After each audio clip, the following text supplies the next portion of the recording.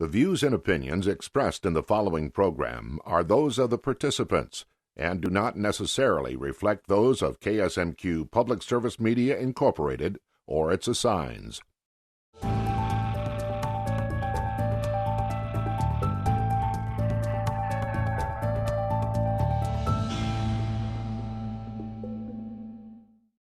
Welcome to the Heart of the Matter. I'm your host, Stephanie Passingham. In a previous episode, we talked about how important a good education is to the success of startup businesses. The Federal Reserve of Minneapolis has been a leader in promoting early childhood education as a critical component of economic development. On today's show, we examine how all that attention is impacting our kids. Are we putting the pressure on too strongly or too early? Is there such a thing as too much school? We'll start by taking a look at a new year-round calendar at one area elementary. We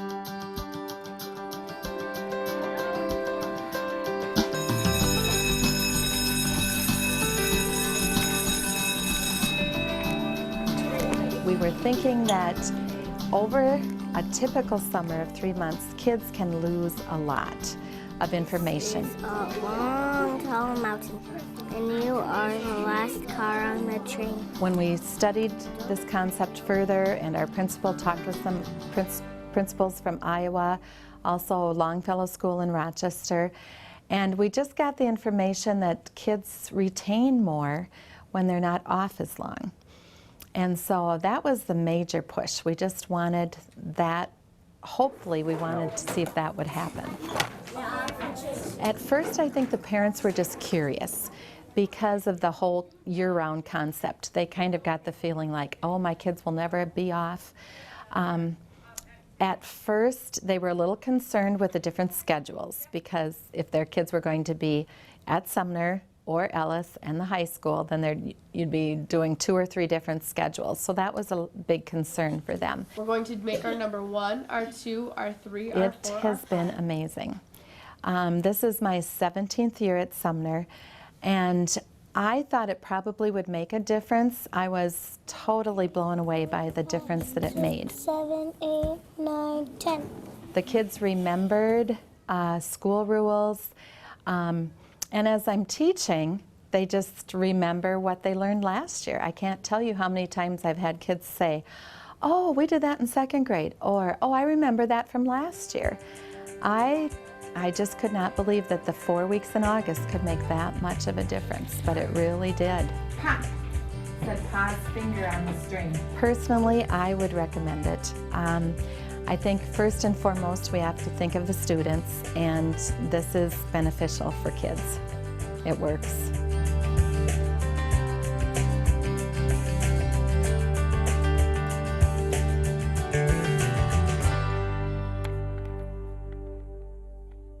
The year-round calendar is an intriguing one that comes with many questions. Sumner Elementary Principals Sheila Berger and Jen Haugen with Parents United for Kids joined me to walk through the reasons for giving this calendar a try. Principal Berger, tell us a little bit about the new year-round calendar for the Sumner Elementary School in Austin, Minnesota. We are actually on a calendar which goes by many different names. Some people refer to it as year-round or modified. We are focusing on the 45-15 concept, which basically you're in school for 45 school days, and then you have vacation for about 15 school days. And we rotate that through the calendar. We don't go to school any more total days than a traditional calendar. We just break up the summer break so that it's not as long. And so we're in school in more frequent chunks with breaks built in between. In between. And what is a traditional number of days that children are in school, whether they go September through May or through this modified calendar? We in Austin have 175 student days. Okay. And the decision to move, let's talk a little bit about kind of how you came to this calendar and what the needs were. Jen, you are with the parent organization, Parents United for Kids. So I'm interested in both kind of the official reasons why and what some of the families had to say about how this calendar might meet their needs. Some of our basic reasons, we have a very changing population in Austin, and especially at Sumner Elementary School. We have a large number of students that are English language learners. We have a lot of students that are coming from poverty, and basically we we're noticing that we needed additional opportunities for students to get remediation. We needed to shorten that summer break because our students don't have the luxury of summer camps and things like that, that maybe other more affluent students did. And so the calendar change was in a way to get our kids more experiences with no increase in money, and also in a manner in which we're still staying tied to that number of student contact days that the district has set. Okay. I think the parents at the beginning, you guys did a really good job of telling about what was happening and having parent meetings, and those were really important. I think for the most part, parents were really receptive to the process. There were a few that had concerns, especially if they had older children, middle school or high school age, how they would manage different calendars, or even younger children that maybe weren't in school yet, or maybe in preschool, things like that. But I think people are making it work if they're making it a priority in their family. So this wasn't necessarily driven by the families saying we need to fix something. Was it driven by, you said you have these students that perhaps would benefit from more frequent interaction with their school. Was that a result of any testing results that you noticed and some of this No Child Left Behind? Absolutely. Okay, Absolutely, tell us a little bit about that. Sumner, currently this year, has entered into the phase of No Child Left Behind, in which we needed to make some serious alterations to how we deliver education. And one of the ways that, as we researched what could we do to help our kids be more successful, the year-round calendar kind of kept rising to the top as a really solution that you could implement really quickly. It's a solution that without any increase in financial contributions, we could actually make that change, see some benefits right away, and yet not cause additional financial burdens to the taxpayers. Okay. And I think one important thing is it became from your building. Basically, Absolutely. it wasn't from the top down No, saying you no. need to do something. Jen, the parent group, change is always tough, even if it turns out to be for the best. What kind of concerns did you hear at parent meetings, things that they asked the school leadership team about how it was going to impact their family? What did you hear in some of those early meetings? Yeah, in the early meeting, I think, was probably November. That was to a smaller group, mainly made up of the parent-teacher council type of members. And that was pretty well received, just a few questions, kind of logistical types of things, how things would work. And then there was another meeting in January that was very well attended by probably almost all the families in Sumner. I think there was over 300 people. And I would say for the most part, people were really receptive to the idea. And then there were just some questions, like middle school, high school age, what do you do with the different calendars, sports, how does it affect that if you were to move it so that it was affecting the whole district? Right.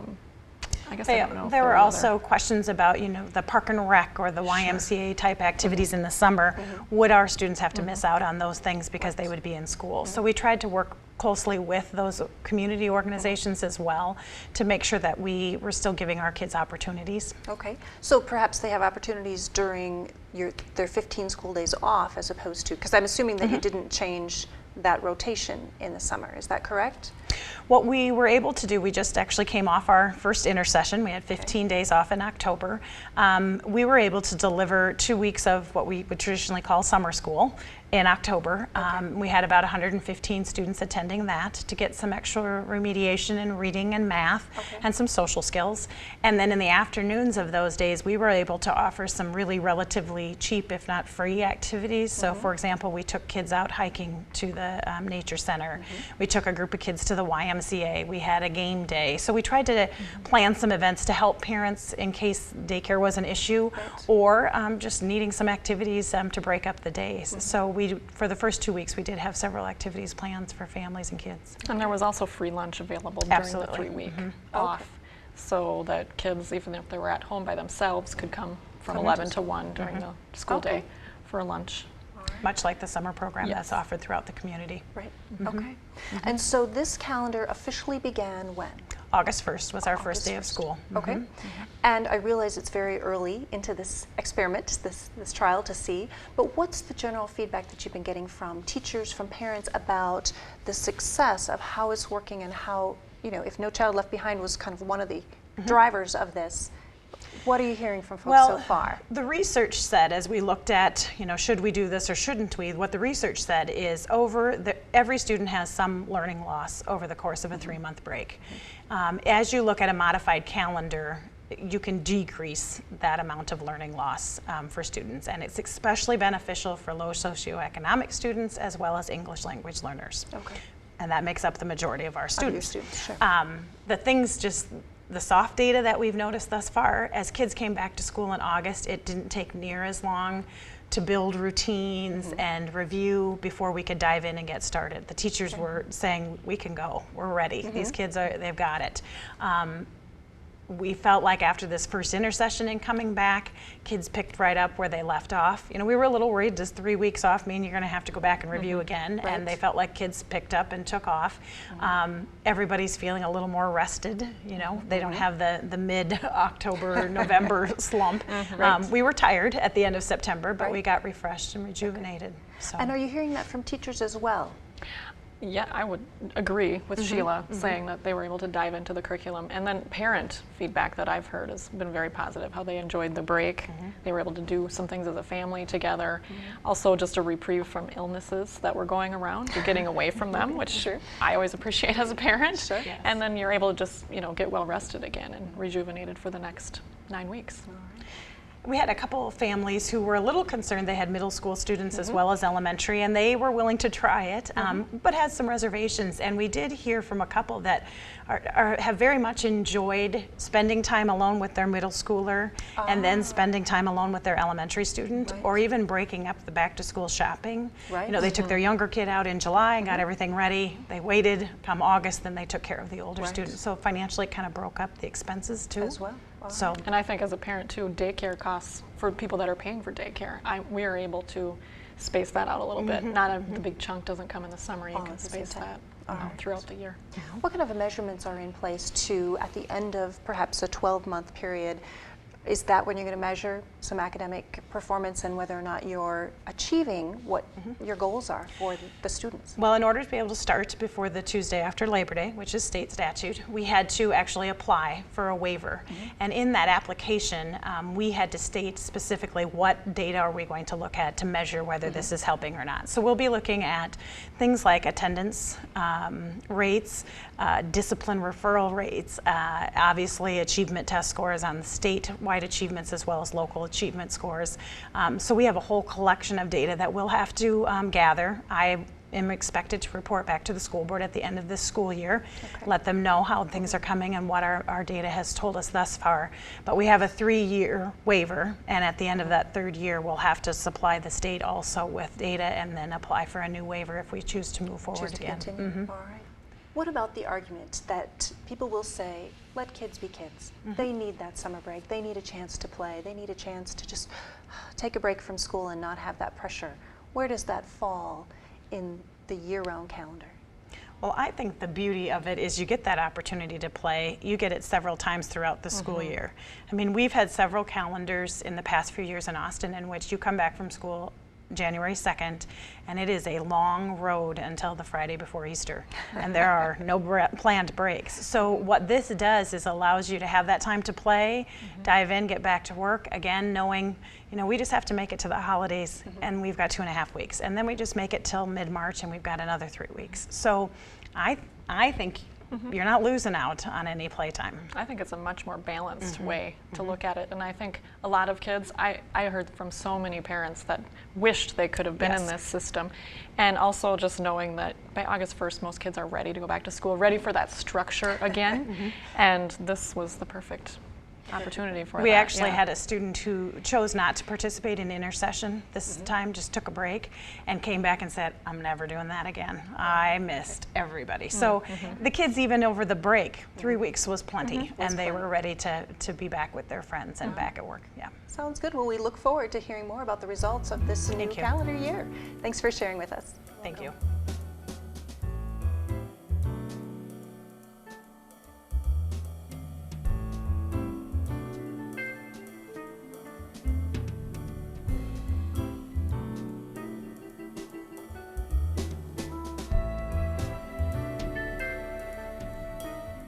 greater attention is being targeted to early childhood education from some unexpected corners.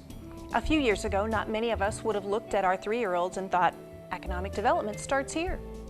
With increasing attention comes the discussion of what constitutes a quality program. What is the best way to encourage thoughtful development of these young minds?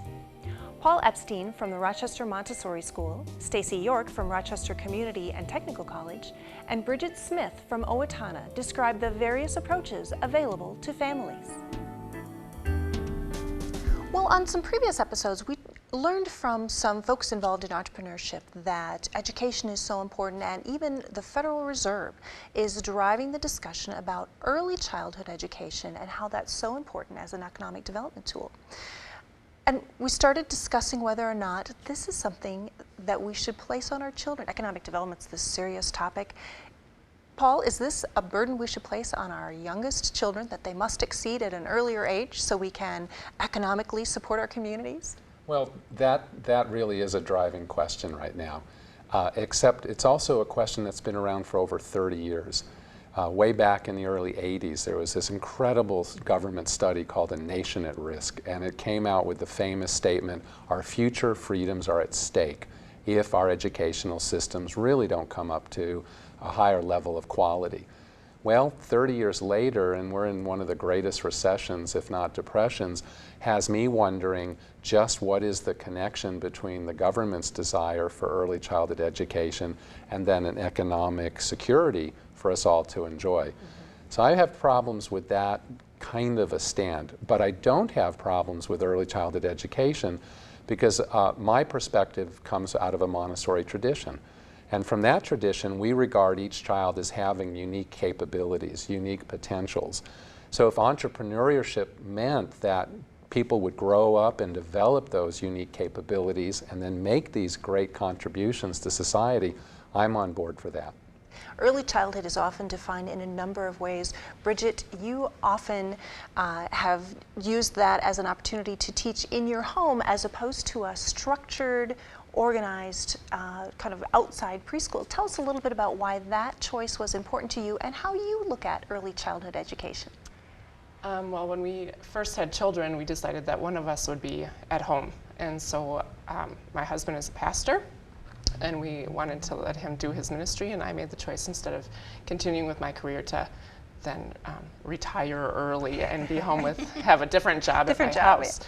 And so we took early childhood education classes through Roosevelt School in Owatonna, and they do an excellent job of not only teaching the children, but teaching the parents. And so I could get lots of ideas from them from their 1-hour class, and then bring those ideas home and have that real intense one-on-one time with my own children in a very relaxed environment, and follow their lead so that our children are on their own schedule, and you know, now they go to school, some of them, but right. They're on their own schedule at home and can learn as they go through the day, and I'm there to support them in whatever way they need to grow up. And we just like that really relaxed time frame and approach to having them learn something. So, Stacy, are there some key criteria or characteristics of a quality early childhood education experience, whether it is in a classroom or at home? Oh, that's a good question. I think in our field, an organization like the National Association for the Education of Young Children is going to have its set of criteria that are going to be very kind of traditional, or that's what the research is going to say. And it's going to say, let's look at things like adult-child ratio, how many teachers are there to the number of children in the class, and what's the group size, what are their guidance and discipline policies, and then finally, what's their role in involving parents and the community in the program. And those would be some things that they would say, let's look at. Mm-hmm. But those are kind of the nuts and bolts, and I think there's a whole other realm that makes up quality that, you know, I think other folks could also take a look at. I think of the aesthetics and the beauty of the environment. That you just mentioned, the kinds of materials that you're choosing for your kids. You know, do they have materials with what we might call loose parts that can be combined and not of a lot of electronics? I mean, is there a feel that you get when you walk through that space? I think and what kinds of experiences are the children bringing from that program. Those would be there's some non-tangibles that I would want people to pay attention to. Stacy, we have a couple of examples in different ways of personal attention and creative approaches to working with children at an early age. You mentioned something to me earlier about the number of children enrolled in preschool programs, in this case in the Rochester area, but the percentage of children who are ready for kindergarten. Talk a little bit about the disparity between those numbers. I believe it was 85% in a program, but only 50% ready for K. Right. What's the difference there? And actually, I rechecked the numbers, and it's amazing the economy has had such a huge impact on the numbers of children in formal child care programs. So right now we're at about 50% of children are in licensed centers or licensed family child care homes, and then another 50% are in what we call family, friends, and neighbor child care. And we've had so many initiatives around our state trying to improve the quality of child care, and that's why we have this whole new category of family, friends, and neighbors, trying to kind of have a sense of what's going on for children. But we continue to be stuck at this 50% rate of children ready for kindergarten. And that seems to be a number that we just can't budge. Just having your child in a child care program is not going to guarantee that that child is going to be ready. Unfortunately, I've been in far too many programs that are really mediocre or poor quality, that are almost like warehousing children. I mean, I've been in a program where, toddlers are sitting there and they've got their heads down on their arms and they're just rolling a truck back and forth. They're just simply biding their time through the day. And that kind of experience isn't going to get them ready for any kind of educational experience. Wow, that's very sad. Yeah, yes, it is. It is. Is there, we talk about the economic times, is that really a driver in terms of cost of providing quality care? Clearly there's a cost to having one of potential household income earners staying at home and spending that time with their children. There are costs to quality programs. Is that really a driver in terms of is income and poverty and economic stress? Is that really influencing where we're at with some of this childhood kindergarten readiness? I would argue it probably is, and yet it goes back to your very first question. If economics are currently preventing access to early childhood education, then we're in this perpetual kind of rat in the treadmill, where if we can't get more children engaged in quality early childhood education, then we don't satisfy the government's request for quality early childhood education, leading to an out of this economics. I think the logic of the governmental thinking is completely flawed then. In other words, we just keep chasing ourselves in this perpetual circle. I think the question becomes, what kind of quality education are we offering at each and every stage of growth and development? I think it does make a huge difference that there's early childhood education, but that doesn't necessarily require that it's in a school setting or a child care setting. A home care setting is a phenomenal place for early childhood education, but so is a Montessori school, but so too are other places. I think the question becomes, what's compatible for families, which center to go to, which place offers the background, the approaches that's consistent with the family's values, the family's visions of what they want their children to experience. And some excellent questions that families can ask when they take a look at whether or not they make that choice to stay home, or when they're taking a look at different centers to place their children in. And I think too, when you're talking about there's kids just biding their time with the roll rings, I think it's so important for parents to go to those centers, to make sure that they're centers that are welcoming of parents just dropping in for a period of time, and that parents can go in and just see what's actually happening in the center. And was the expectation when you interviewed the daycare center or the school or the preschool, whichever one it is, that that expectation is being met on a day-to-day basis? If you're not finding that, to be able to switch or question further to find those things that will help your children. Unfortunately, I say this very, very sincerely, it is unfortunate, we're making it a little bit more tougher for our prospective families. And what I'm trying to suggest is, we think that the circumstances of child rearing have completely changed now compared to just a short while ago. For lack of a better phrase, I'm thinking of what we're involved in now as an ever-changing future. We have no way of knowing what skills, what knowledge, what preparation a child needs today for this unknown future that they're going to face as an adult. So what does that leave us with child preparation? I'm asking parents to look at our school, but look at other centers and home care places as well, and ask the question, are you only seeing more of the same? Are you seeing the activities and the orientation for early childhood education looking pretty much like how we might have gone to school when we were growing up? And if so, look again, look further, because to only do what we did isn't going to help our children for this ever-changing future. Well, an important consideration to be sure. I thank you for coming in and sharing your experiences in early childhood education. So it seems that a quality education isn't necessarily about the number of school days or how early it begins. Creative options like year-round calendars, which provide refreshing, energizing breaks for teachers and students, and relational learning by a committed instructor, whether it is a parent or preschool teacher, are really what make the difference in successful learning. I'm your host, Stephanie Passingham. Please join us next time on The Heart of the Matter, where we will continue to explore the issues that matter most to you.